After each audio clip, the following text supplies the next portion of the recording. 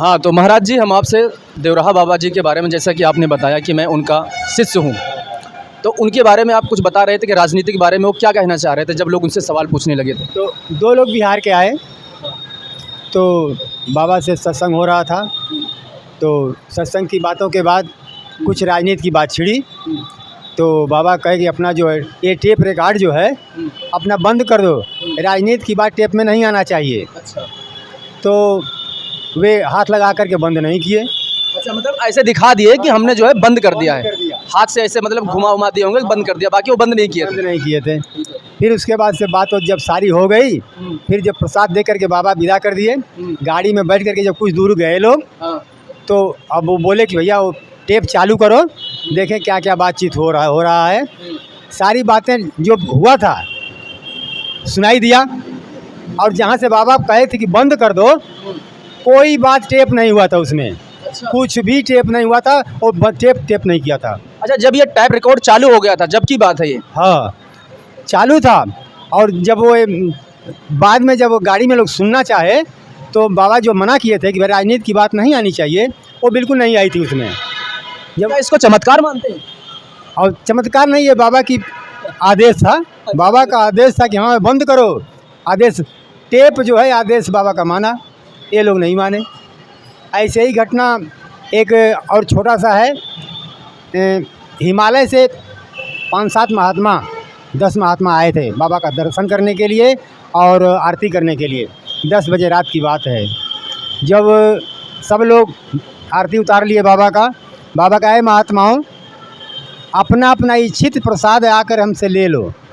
अच्छा। हाँ। बाबा जी ने ऐसा बोला कि अपने अपने इच्छा, जो आपकी इच्छा हो वो ले लो, प्रसाद ले लो। और बिहार के एक भक्त थे, अपने छोटे से बच्चे के साथ आए थे। वो भी वहाँ खड़े थे, उनका छोटा सा बच्चा था, वो ही पड़ा था। महात्मा जी लोग आ रहे थे, जो मांगते थे बाबा दे देते थे।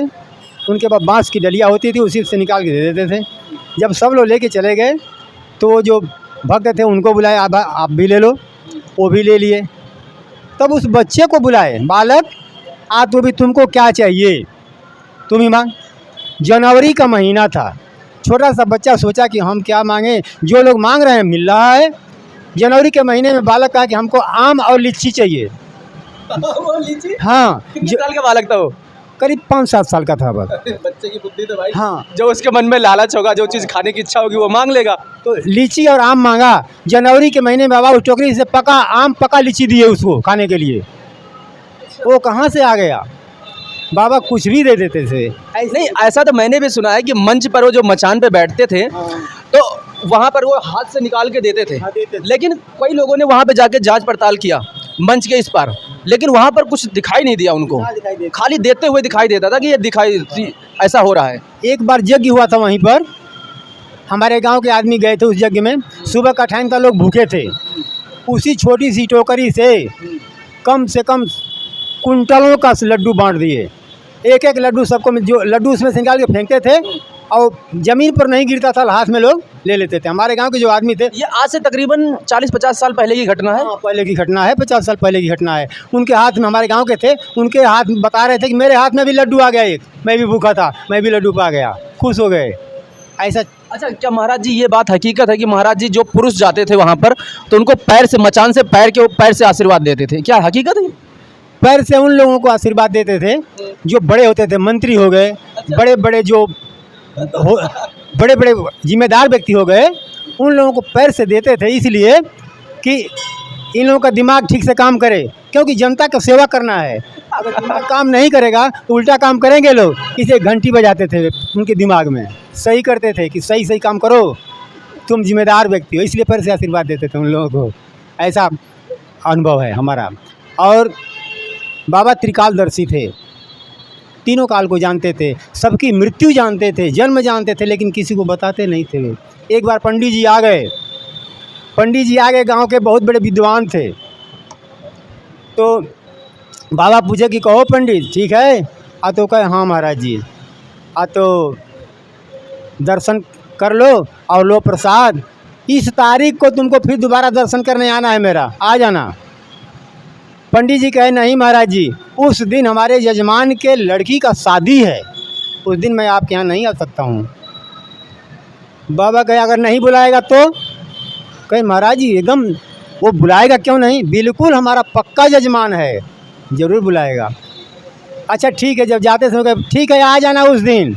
चले गए, पंडित जी चले गए। उसके बाद से उनकी शादी का जब टाइम आया तो जो लड़का वाला था उसके दयादी में मृत्यु हो गई।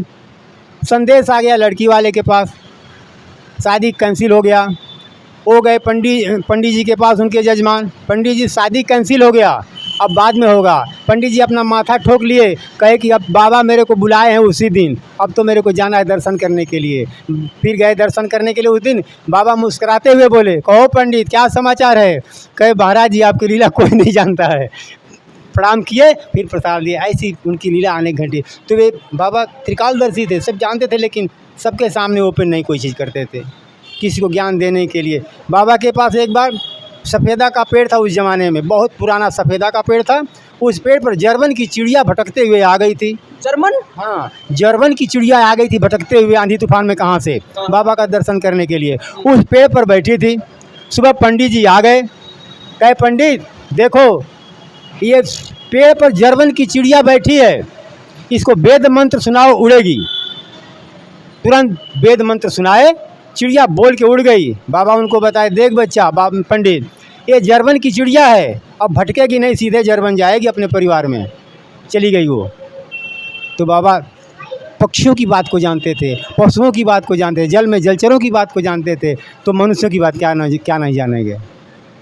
बहुत भगवान के अवतार थे बाबा, भगवान के ब्रह्म के अवतार थे इस कलयुग में। हम तो बिल्कुल 100% गारंटी से बोलता हूँ। जी हाँ दोस्तों, हम आपको बताएं तो कहानी बहुत ही लंबी है। बाबा के बारे में जितना गुणगान किया जाए उतना ही कम है, लेकिन हम आपको बताते हैं वीडियो बहुत ही लंबी हो जाएगी। हम सुनते सुनते हमारे कान जो है थक नहीं रहे हैं, और भी चीज़ों में हमारा जो है मन ऊब जाता है। लेकिन इस तरीके की जो घटनाएं जो घटित हुई हैं, ये ज़्यादा दिन पुरानी घटना नहीं है। 1990 की कहानी। 1990 में जो उन्होंने शरीर को त्याग दिया है, डॉक्टर राजेंद्र प्रसाद मिले थे, राजीव गांधी मिले थे उनसे, कई सारे जो हमारे देश के पॉलिटिशियन थे वो लोग वहाँ पर बाबा के दर्शन के लिए जाते थे। चुनावी मुद्दे को लेकर के लोग बात करते थे, आशीर्वाद लेकर आते थे। जिसको बाबा जी आशीर्वाद देते थे उसको हमेशा विजयी हुए हैं। जी हाँ, मैं सही कह रहा हूँ।